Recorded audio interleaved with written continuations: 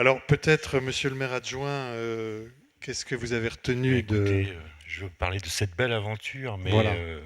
avant d'en parler, je vais encore saluer Camille et Simon pour ce travail tout à fait admirable, mais vraiment admirable sur une période de 6 semaines, un délai évidemment très très court. Et ils nous ont vraiment surpris. Et je crois que pour répondre à la question qui a été posée il y a quelques minutes, eh bien, je pense que ça a vraiment beaucoup marqué les Tréviérois. Et donc, ça aura automatiquement des répercussions à l'avenir. Ils nous ont fait découvrir une façon peut-être d'animer notre bourg déjà. Parce que c'est pas évident dans un bourg de 1000 habitants d'inventer des manières d'aller au contact, à la rencontre des habitants. Souvent, ça se passe par le biais des associations, euh, tu l'as dit tout à l'heure, par le, le bal des anciens, etc., etc. Et là, on a découvert vraiment une façon de faire qui nous a permis de mettre en relation les différentes générations. Déjà, il y a eu des moments très très forts. Je me souviens à la restitution où les enfants des écoles amenaient le grand-père et la grand-mère par la main pour aller voir Camille et Simon et voir les travaux qui avaient été réalisés à l'école. Ça a été quand même quelque chose de très fort.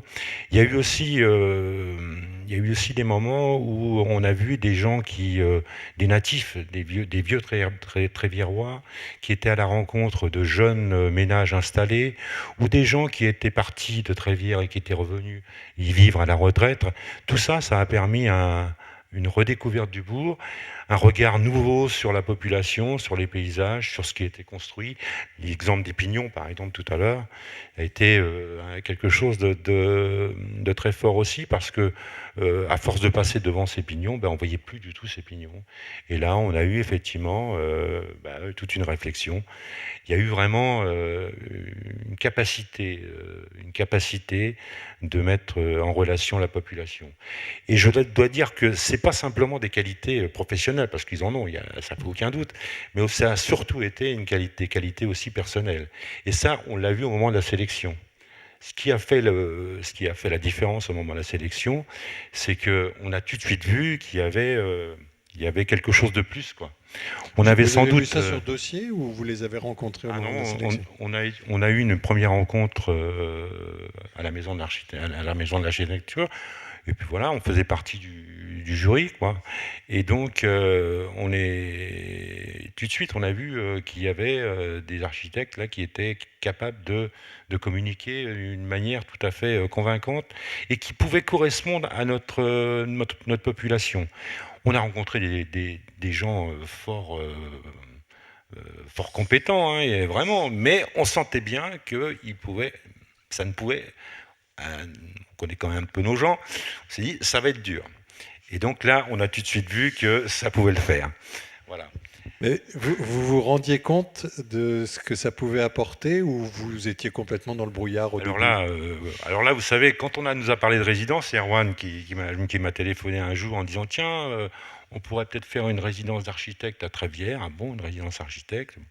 Alors pour les Tréviérois, résidence, c'est résidence des personnes âgées, hein, ça s'arrête là en général. Bon, les architectes, on voit à peu près ce que c'est, mais bon, c'est quand même limité aux travaux aux architectes qu'on les rencontre quand on construit un collège ou une école. À peu près tout, hein. Voilà. Donc, et puis alors en plus, il y avait l'aspect culturel. Alors résidence, architecte et culturel, il fallait quand même comprendre. Il y a eu, moi, ce qui m'a tout de suite, ce qui m'a aidé, c'est le coup de fil que j'ai donné au maire de Graignes, Monsieur Smal, qui m'a dit si, il faut y aller, etc. Et il m'a expliqué un petit peu les choses. Et puis après, ben, effectivement, mes collègues du conseil municipal qui sont présents dans la salle, là, ont tout de suite adhéré, hein. Il y a eu, bon, en plus, ça ne nous coûtait pas grand-chose, nous. Donc, Ah, c'est d'ailleurs l'occasion de remercier les financeurs, mais ils sont pas là, donc ils sont partis. Mais vous leur direz, vous leur ferez la on leur commission. dira. C'est vrai que ça a été très important aussi pour nous parce que bon, c'est vrai que nos budgets sont restreints et avoir, c'est une opportunité quoi. On a saisi évidemment, hein. Et puis alors moi je voudrais aussi saluer le travail d'Erwan, d'Elisabeth, de Nathalie, qui vraiment ont été aussi le bras armé de tout ça parce que bon, on avait des gens qui étaient pleins de talent, mais aussi derrière il y avait une logistique aussi importante, hein. Et vous, Erwan, vous saviez vers quoi vous vous engagiez dans cette aventure? Non, et surtout pas d'ailleurs. C'est la chose que je répète à chaque fois. Il faut expliquer ce qu'est une résidence, voilà, quel est le principe. Donc ça, je ne vais pas répéter ce qui a déjà été dit. Mais ce qui est le plus dur à expliquer, que ce soit à des élus, à des financeurs, à des gens, c'est qu'il faut vraiment y partir sans un carcan. Si ça marche, c'est parce qu'on n'en attend pas quelque chose de précis. On attend la rencontre, on attend la lecture sensible. Si vous avez une commande publique au bout qui est pressentie, vous allez phagocyter, vous allez parasiter. Si vous dites que vous allez faire un document d'urbanisme après, là, si ça marche, c'est parce que les gens ils sont dans l'échange gratuit et qu'à partir de ça va émerger des choses. Si on prend le cas de Grain, depuis les élus ont intégré les réflexions des enfants, intégré les réflexions des habitants, et le document d'urbanisme qui venait de finir, ils vont le remettre sur la table parce qu'ils voilà, ils sentaient qu'il y avait des choses qu'ils avaient envie de redéfinir. Mais ils n'avaient pas cette idée-là au départ. On n'est pas venu les voir en disant on va vous proposer un dispositif qui va vous faire réfléchir sur votre document d'urbanisme. C'est leur propre démarche, leur façon de digérer ce qu'ils ont vécu ensemble qui fait qu'ils s'amènent vers ça. Donc il ne faut surtout pas justement en attendre autre chose qu'une rencontre.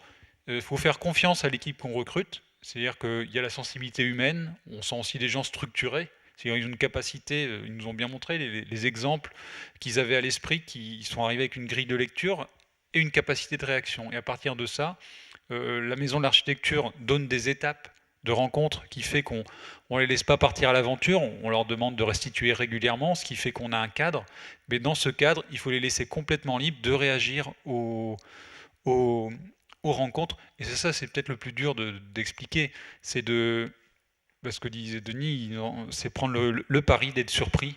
Voilà, c'est ça, c'est que les élus acceptent de prendre le pari d'être surpris. C'est-à-dire qu'en amont, il faut bien expliquer ce que c'est, il faut qu'il y ait une adhésion, et si, enfin, à mon sens, hein, les résidences qui ont le mieux marché, peut-être, c'est quand les élus ont participé vraiment à cette sélection, à ce choix d'équipe, parce qu'il y a une relation humaine qui s'inscrit dès le début. C'est les élus qui vont être les premiers à ouvrir aussi des portes. Et donc, c'est voilà, moi, ce que j'en attendais, c'était la relation humaine. Une fois qu'elle est partie, vous avez les capacités professionnelles, et puis avec des gens qui vivent un territoire, ça va forcément produire des choses riches et variées. Est-ce que vous pensez que le regard de la population de Trévière a changé sur ce qu'est un architecte? Parce que souvent, c'est une image un peu mythique, un architecte, et on ne sait pas à quoi ça sert, on ne sait pas ce que ça fait. Est-ce que vous pensez que le regard a changé? Regard sur l'architecte, je sais pas, mais en tout cas, regard sur l'architecture, oui, sans doute. Parce que je pense que demain, si nous avons à réaliser un équipement sur la commune, je pense que nous pourrons aller vers les gens en leur disant, voilà, on a un projet, qu'est-ce que vous en pensez? Je pense que ce qui a été fait, c'est ça, je pense, le bilan de tout ça, c'est que, y compris par rapport aux collégiens, par rapport aux personnes âgées, eh bien, il y a effectivement, on pourra entendre leur désir. Je pense, vous savez, on travaille d'une manière tout à fait. Vous connaissez le principe, hein. En général, il y a un projet, on commence par trouver les financements, ensuite l'architecte, et en fonction de nos financements, voilà, on réalise avec les moyens dont on dispose. Bon, on se pose pas trop la question en général de nous en tant qu'élus et en tant qu'habitants de la commune, on se pose pas trop la question la question que peuvent se poser les architectes. Les architectes souvent répondent aussi à des commandes et comme tu le disais Elisabeth aussi tout à l'heure, à une réglementation qui est de plus en plus contraignante, hein. Donc voilà. Donc mais là, moi je pense qu'effectivement, si demain on doit réaliser quelque chose, on ira vers, on fera en sorte que la population participe. Hein, ça a été aussi une expérience de démocratie des participative, tout ça aussi, hein. Ça a été vraiment et ce brassage aussi, le brassage des idées, hein, qui a été très important. Et donc, il faut aussi accepter une partie qui se fera sur le long terme, parce que voilà, on nous montre tout de suite des résultats, tout le travail qui est fait avec les enfants, depuis la maternelle jusqu'au collège. c'est aussi des graines qui sont semées, des rencontres avec des habitants. Voilà, c'est des gens qui vont dans leur parcours de vie construire une maison, qui vont peut-être essaimer sur d'autres communes que Trévière ou Graignes ou Seton ou d'autres. Voilà, il faut aussi accepter dans ce type d'expérience que c'est des choses sur le long terme. On est aussi dans les cultures, il y a toujours une partie d'éducation aussi. Là, l'éducation au territoire dans lequel les gens habitent, et donc ça, c'est des choses qui ne sont pas quantifiables, qui sont très difficiles à évaluer. On est dans la culture de l'évaluation. Il faut accepter de prendre le risque de choses qu'on ne maîtrise pas et qui vont semer des choses dans 15-20 ans, quand les enfants seront des adultes, qui feront aussi des choix et que voilà, ils auront eu la chance de rencontrer Camille et Simon et que ça aura produit des choses qui auront alimenté leur vécu personnel. Il y a aussi de ça, il y a des choses auxquelles on ne peut pas vous répondre aujourd'hui. En tout cas, l'image de l'architecte, puisque vous m'avez posé la question, c'est que là, ils ont vu des architectes, c'est la jeunesse, quoi. Et là, ils ont vu qu'effectivement, on pouvait faire confiance à la jeunesse aussi. C'est une bonne chose. Est-ce que dans la salle, dans le public, quelqu'un voudrait demander une précision, poser une question? Ou est-ce que vous savez tout maintenant sur les résidences d'architectes? Apparemment, vous savez tout. Je voulais rajouter juste une toute petite chose. Pour moi, qui est essentiel et qu'on ne peut pas du tout quantifier, révéler un territoire, enfin révéler des potentiels, faire une lecture de territoire, c'est aussi